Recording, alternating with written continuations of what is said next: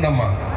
మీరు అర్థం చేసుకున్నారు కాబట్టి మగవాళ్ళ బాధలు అంటే భర్త ఉండొచ్చు, లేదా తండ్రి ఉండొచ్చు, కుటుంబపరమైన ఆర్థికపరమైన కష్టం అర్థం చేసుకుంటేనే ఆ సంసారాలు 10 కాలాల పాటు నిలబడే తల్లులు ఉన్నారు. కాబట్టి ఈరోజు మన ఫ్యామిలీస్ ఉన్నాయి.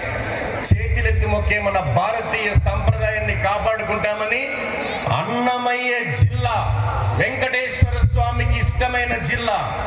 వెంకటేశ్వర స్వామి దగ్గరకు అన్నమయ్య వెళ్ళాడు. గురువు గారు, మీ వల్ల నాకు ఎంత మంచి పేరు వచ్చిందో తెలుసా అన్నాడు.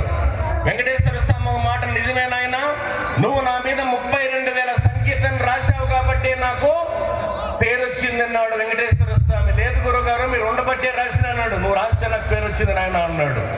ఇక్కడ ఒకటే చెప్తున్నా, ఇక్కడ గురువులు చెప్పే ప్రతి మాట అన్నమయ్యను ఆదర్శంగా తీసుకుని సాయి ఇంజనీరింగ్ కళాశాల విద్య చదివే బిడ్డలు ప్రపంచంలో ఎక్కడున్నా బతికే స్థాయికి రావాలని మనస్ఫూర్తిగా మీ అందరికీ జన్మనిచ్చిన